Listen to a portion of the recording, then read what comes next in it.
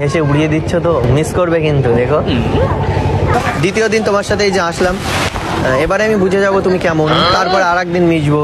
আরেকদিন যদি আমি না আসি? আমার তো মনে হয় না তুমি এরকম যে আসবে না। দেখো তুমি তবেই আসবে না যদি আমি তোমার সাথে কোনো খারাপ বিহেভিয়ার করি। হ্যাঁ, তো আমি তো মনে হয় না যে তোমার সাথে এমন কোনো খারাপ বিহেভিয়ার করছি। না, একদমই না। তাহলে কেন আসবে না? তাহলে আসবো। তোমাকে ছেড়ে আমি কি নিয়ে থাকবো।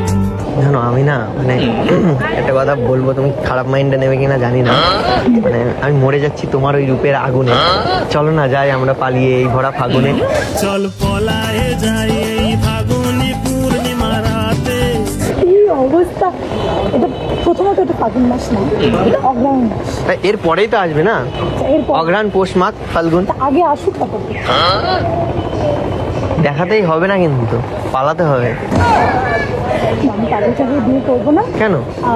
না, এ কি, সবার বাড়িতে একটু মা বাবার স্বপ্ন থাকে যে ছেলেটাকে সুন্দর করে দেখে শুনে গুছিয়ে হাতে ধরে বিয়ে। তো আমার মা বাবারও সেটাই আছে স্বপ্ন। ঠিক আছে, তাহলে তুমি এক কাজ করো, তুমি বাবা মার সাথে কি কথা বলো। তার কারণ দেখো আমার বাড়িতে অলরেডি সবাই রাজি, ঠিক আছে।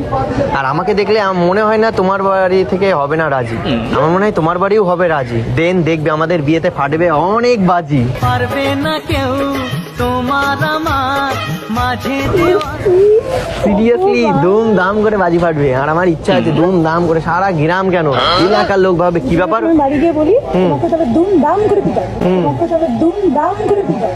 এইটা তুমি একটা কথা কইলে ভাই। কি অবস্থা। আমার বয়সটা তো অল্প, এটা দেখ, এখনো বিয়ের বয়স হয়েছে। ঠিক আছে তাহলে চল, তোমার বয়স অল্প, তাহলে এখন আমরা করি গল্প। তারপরে তোমার যখন বয়স হবে অনেক বেশি, তখন আমরা কাছাকাছি ঘেঁষি। মুখে মিষ্টি হাসি দেখতে চমৎকার। এখন দূরেই থাকবো।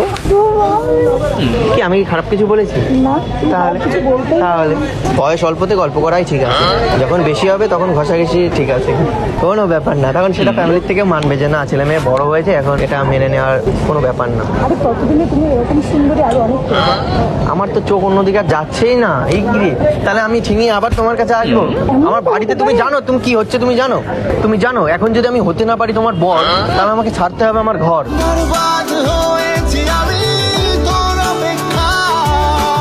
আমার বাড়ি ঢুকতে দেবে না আমার মা।